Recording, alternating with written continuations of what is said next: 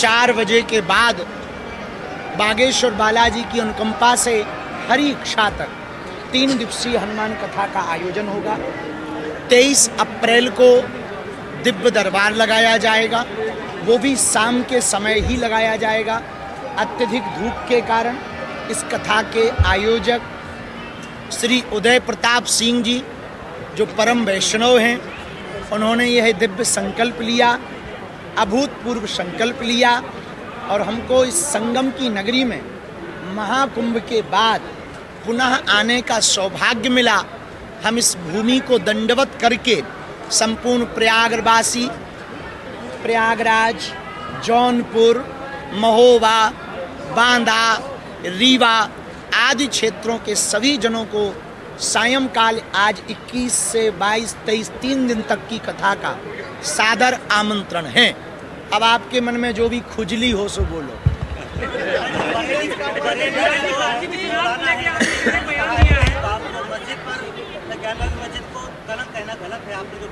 हैं जी, हमने ये कहा कि विश्वनाथ जी के बगल में जो कलंक लगा है वो कलंक मिटेगा और भगवान शिव की नगरी में बहुत ही जल्दी वहाँ पर ज्ञानवापी के पास में रुद्राभिषेक होगा भगवान शंकर का।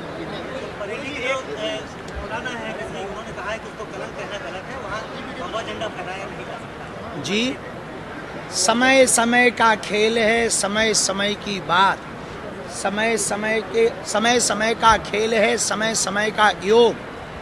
करोड़ों में बिकने लगते हैं 2 कौड़ी के लोग।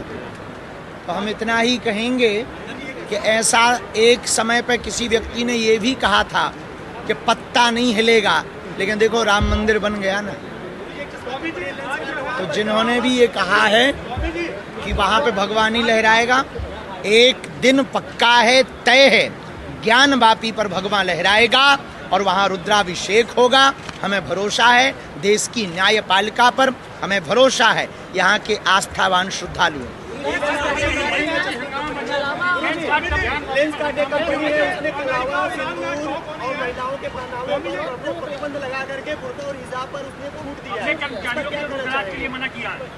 ये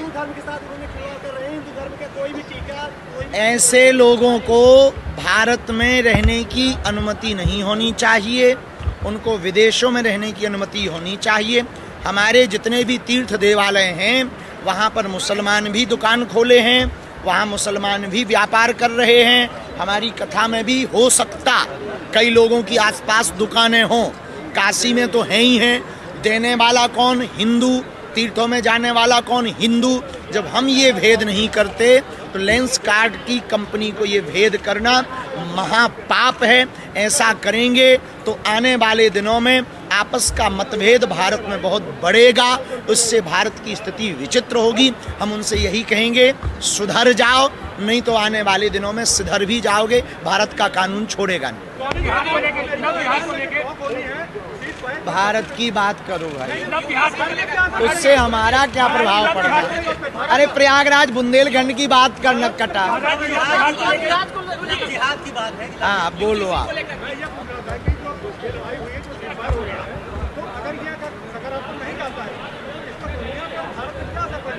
देखिए वैश्विक रूप से देखो, तालाब में पत्थर फेंको या डायमंड, तरंग दोनों से उठती है।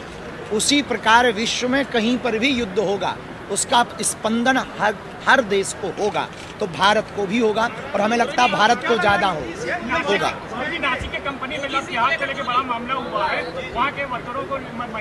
उस पर हमने बोल दिया है कि सुधर जाओ वरना भारत का कानून सुधारेगा। और महाराष्ट्र का कानून बहुत अच्छा है और महाराष्ट्र में इस बात को लेकर के बहुत प्रबल, वहाँ के हमारे यशस्वी मुख्यमंत्री बहुत ही प्रिय श्री देवेंद्र फडणवीस जी सैद्धांतिक रूप से, वैचारिक रूप से अपनी परंपरा को बहुत प्रबलता से मानते हैं। जल्दी ही हमें भरोसा है कि वो इस पर कठोर कार्रवाई करेंगे और हम हिंदुओं से प्रार्थना करेंगे कि देख लो, हमें लगता है व्यापारवाद में यदि मजहब को आगे लाया जाएगा तो देश की स्थिति परिस्थिति बिगड़ जाएगी।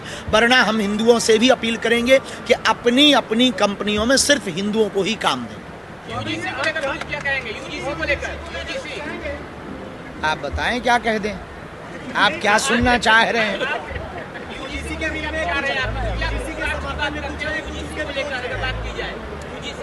हम देश में जोड़ने की बात करते हैं, तोड़ने की बात नहीं करते हैं। तो हमारा यही उद्देश्य है कि सरकार नीति, विधाएं और संविधान की पद्धति जो है समानता वाली, तो हम चाहते हैं कि हमें जातियों में ना बांटा जाए, हमको भारतीय रखा जाए, हिंदू रखा जाए। सर्वजन हिताय सर्वजन सुखाय का नारा देंगे आप जी, सर्वजन हिताय सर्वजन सुखाय। तो उसमें दिक्कत क्या है? आप क्या अपना भर सुख चाहते हो का? हम तो कथा सर्वजन हिताय सर्वजन सुखाय ही है, कन्या विवाह सर्वजन हिताय सर्वजन सुखाय है, कैंसर हॉस्पिटल की सेवा भी वही है। धार्मिक तीर्थ स्थलों से सबके लिए, हित के लिए और सबके सुख के लिए ही कार्य किया जाए। योगी जी ने कहा है कावा नहीं बनने देंगे। क्या कावा नहीं बनने देंगे? हाँ, तो भारत में काबा की क्या आवश्यकता है? हमें आप एक बात भी तो बताओ ना, भारत में काबा की जरूरत नहीं है। काबा जहाँ है वहीं ठीक है, भारत में काबा की आवश्यकता नहीं है। भारत में तो हमें लगता है विश्वनाथ बाबा की आवश्यकता है।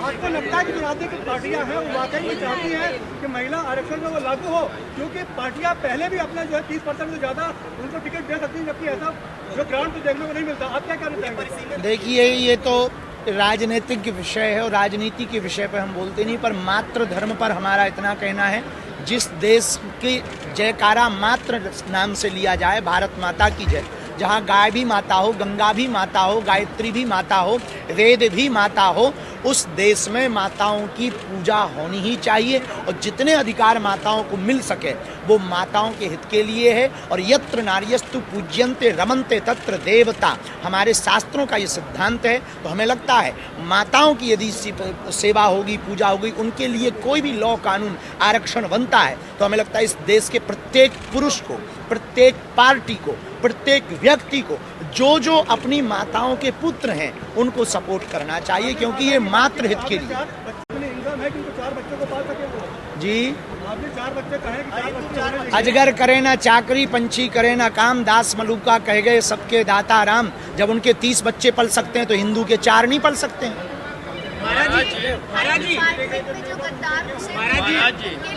हम सब भारतीय हैं, मगर हमेशा जात, धर्म और राम पर जिस तरह से बांटा जाता है, उनको क्या संदेश देना चाहेंगे इस मंच से? देखिए, जातिवाद, भाषावाद, क्षेत्रवाद से ऊपर उठकर राष्ट्रवाद होना चाहिए, लेकिन अपनी परंपराओं को भी मानना चाहिए। जैसे हम सनातन परंपरा को मानते हैं, तो हम उसके प्रति कट्टर का मतलब ये नहीं कि हम किसी को मारते काटते, लेकिन हम अपने सिद्धांतों को भली पूर्वक मानते हैं, व्यवहार से भी, आचरण से भी, वाणी से भी, और लोगों को जगाने का काम भी करते हैं। तो हमें जातियों में नहीं बंटना चाहिए, क्षेत्रों में नहीं बंटना चाहिए, भाषाओं में नहीं बंटना चाहिए। हमें एक तिरंगे के नीचे रहने की विचारधारा को स्थापित करना चाहिए, पर अपनी मान्यताओं को मानते रहना चाहिए।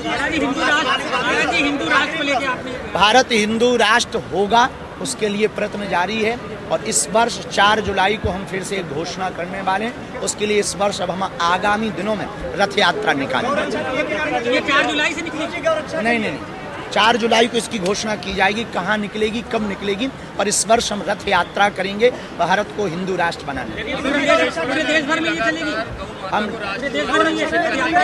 लगातार यत्र अभी लगातार चली रही। अभी उत्तर प्रदेश में वृंदावन में विश्राम हुई है, आगे रथ यात्रा करेंगे। गौ सेवक की आवश्यकता है, गौ रक्षक से ज़्यादा। गौ माता को हम लोग जो है पूजते हैं, मानते हैं, तो वर्तमान में गौ रक्षक ज़्यादा है, गौ सेवक कम है। देश में गौ माता को बचाना है तो गौशाला नहीं हो पाए, एक हिंदू एक गाय।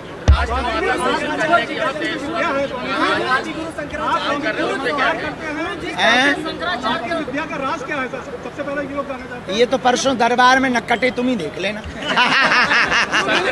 हमको हमारे पास केवल गुरु कृपा है। हाँ, अध्ययन पे हम भरोसा करते हैं, अध्ययन भी करते हैं, गुरु कृपा है, और जो गुरु का प्रसाद है उस पर। लेकिन हमारे वैदिक परंपरा में आदि जगत गुरु शंकराचार्य के पास भी परकाया प्रवेश की विद्या थी, स्वामी रामकृष्ण परमहंस के पास भी विद्या थी, स्वामी विवेकानंद के पास भी वाक सिद्धि की विद्या थी। तो ऐसे ही हमारे पास, हमारे गुरु के पास थी, तो उन्हीं की कृपा है।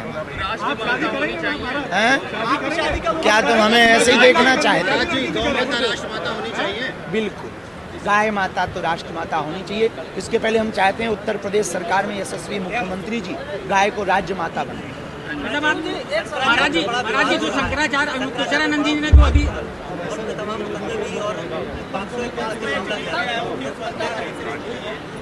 हमें उसकी सत्य असत्य का हमें किंचित मात्र भी पता नहीं है, उस विषय का कि सत्य क्या है असत्य क्या है। हम यही कहेंगे संतों को आपस में विवाद नहीं संवाद करना चाहिए, ताकि सनातन की हंसी ना हो, अपने धर्म का उपहास ना हो, चाहे वो राजपीठ के लोग हों, चाहे वो शंकराचार्य या संतों की पीठ के लोग हों। हम दोनों से ही ये प्रार्थना करेंगे कि आपस में सामंजस्य स्थापित करके विवाद नहीं संवाद का रास्ता चुना जाए, ताकि दूसरे मजहब के लोग, अब और लोग यही हंसी करके कह रहे हैं कि पहले अपना तो संभाल लो, फिर हमारा देखो।